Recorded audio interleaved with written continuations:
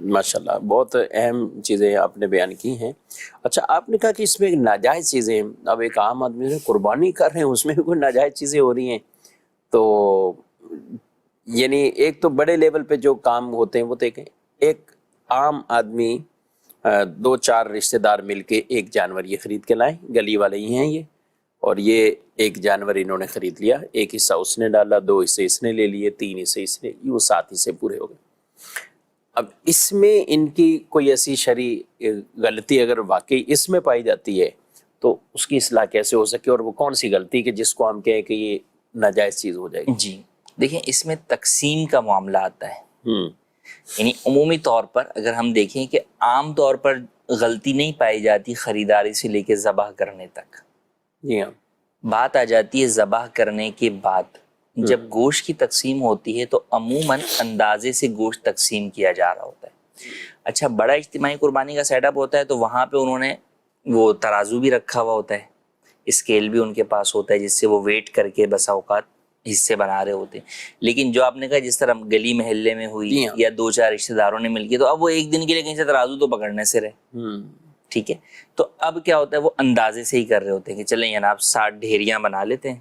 صحیح. ٹھیک ہے، اور مثال کے طور پہ ایک چھنی سے یا ایک پتیلے سے ایک وہ ماپ لے لیا بھائی، اسی سے جو ہے وہ یوں کر کے اور وہ تقسیم کر کے، اور پھر آخر میں یہ کہہ دیتے ہیں کہ بھائی جو کمی بیشی ہو وہ سب ایک دوسرے کو معاف کرتے ہیں. تو یاد رکھیں کہ گوشت کی تقسیم جب بھی آپ کریں گے تو یہ وزن کے ساتھ ہونا ضروری ہے. اچھا. اور برابر برابر ہونا ضروری ہے گوشت کی تقسیم. جی، کمی بیشی اس کے اندر جائز نہیں ہے. ہاں، اب اگر آپ کمی بیشی کی طرف جانا چاہتے ہیں، شرکا کو اعتراض نہیں ہے، تو اس کا ایک جائز طریقہ کار ہے جس کو فالو کرنا ضروری ہے. وہ کیا ہے؟ وہ یہ ہے کہ آپ 60 ڈھیریاں اگرچہ بنا لیں، مگر اس کے ساتھ ان 7 ڈھیریوں میں گوشت کے علاوہ کوئی چیز اور بھی رکھ دیجیے. گوشت کے علاوہ کوئی بھی چیز رکھ دیں، مثال کے طور چاول پہ وغیرہ؟ پایا نہیں، جانور کی ہی چیز ہے. اچھا، جانور کی چیزیں رکھنی ہیں، یعنی انہیں جیسے پایا ہے، کلیجی ہے، پھیپڑا ہے، گردے ہیں، یہ بھی تو گوشت ہی ہے، تلی. جانور کا ہی ہے. ہاں، یہ جانور میں سے نکلا ہے لیکن اس پر گوشت کا اطلاق نہیں ہوتا. اچھا. انہیں ان چیزوں کو الگ نام ہی دیا جاتا ہے، ان کو گوشت نہیں. کبھی بھی اگر کوئی کہے گا کہ 1 کلو گوشت دے دو تو وہ اس کو جو ہے وہ کلیجی کاٹ کے نہیں دے دے گا یا پائے اٹھا کے کاٹ کے نہیں دے دے گا.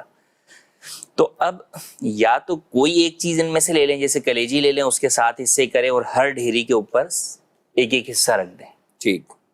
تو یوں اب آپ اندازے سے بھی دے سکتے ہیں، یا یوں بھی کر سکتے ہیں کہ آپ نے 4 پائے ایک ایک پائے ایک ایک پہ رکھ دیے، ایک پہ کلیجی رکھ دی، ایک کے اوپر پھیپڑا رکھ دیا اور ایک پر مثال کے طور پر تلی رکھ دی. ٹھیک. تو یوں بھی آپ دے سکتے ہیں، کیونکہ جب گوشت کی تقسیم ہوتی ہے تو گوشت کی تقسیم گوشت کے ساتھ جب ہوگی تو اب یہاں پر کمی بیشی کرنا یہ شرعی اعتبار سے سود کے زمرے میں آ جاتا ہے، تو لہٰذا یہ جائز نہیں ہے.